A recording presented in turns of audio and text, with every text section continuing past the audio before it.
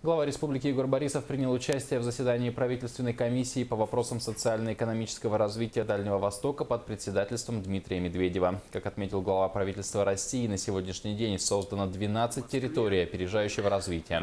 Разработан уникальный механизм поддержки проектов, когда государство берет на себя часть расходов инвестора на создание инфраструктуры, строительство добывающих и перерабатывающих предприятий. Также было отмечено о том, что правительству России удалось саккумулировать порядка 1 триллиона рублей инвестиций. Также Медведев затронул и тему земельных участков на Дальнем Востоке. Те, кто отвечают за соответствующие проекты, за решения за эти, должны проследить, чтобы новый порядок работал именно так, как он изначально и планировался. Минимум волокиты и максимальная польза для людей. Правом на получение земли должны воспользоваться те, кто готов обзавестись хозяйством, начать собственное дело.